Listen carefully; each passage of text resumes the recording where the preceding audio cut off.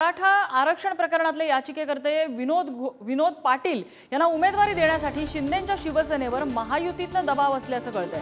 भाजपनंतर अजित पवारांच्या राष्ट्रवादीकडूनही त्यांच्या नावाचा आग्रह होताना कळतोय।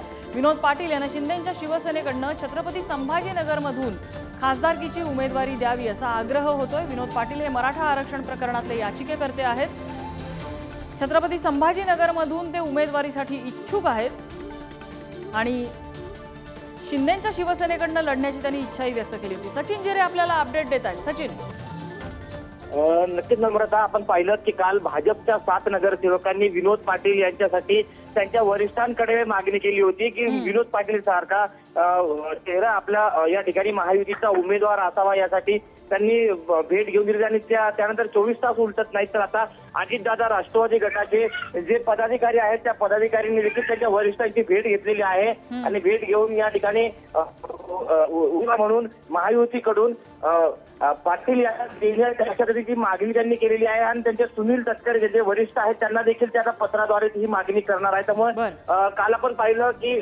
भाजपने आज राष्ट्रवादीकडून पुन्हा विनोद पाटील यांच्या नावाचा आग्रह केला जात आहे। सचिन, धन्यवाद या सगळ्या माहितीबद्दल। तर विनोद पाटील यांच्या उमेदवारीसाठी आता महायुतीतनं आग्रह वाढतोय आणि शिंदेंच्या शिवसेनेवरती भाजपनंतर आता अजित पवारांच्या राष्ट्रवादीनं सुद्धा दबाव टाकल्याचं कळतंय। विनोद पाटील हे मराठा आरक्षण प्रकरणातले याचिकाकर्ते आहेत आणि त्यांनी शिंदेंच्या शिवसेनेकडनं खासदारकी लढवण्याची आपली इच्छा याआधीच व्यक्त केली आहे।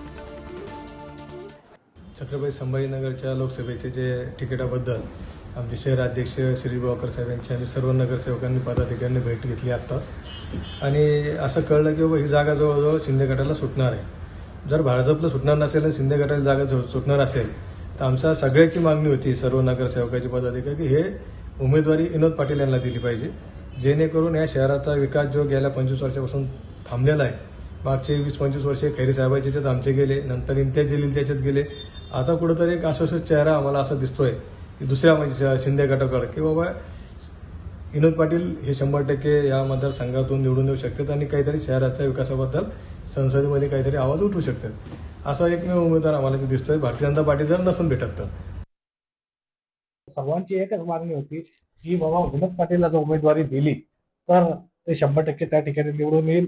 सध्या जे वर्तमानपत्रामध्ये व चॅनलमध्ये जे नावं चालू आहे ते काही निवडून येण्याची शक्यता त्यांची फार कमी आहे। त्यामुळे सर्व कार्यकर्ते आज एकत्रित होऊन त्यांनी माझी भेट घेतली आणि या भेटीचं मी आमचे वरिष्ठ नेते अजितदादा व सुनीलजी तटकरे यांच्यापर्यंत त्यांची भावना कळवणार आहे आणि पक्ष जो आदेश आम्हाला देईल तो आम्ही त्याची पुढील दिशा आम्ही ठरवणार आहोत।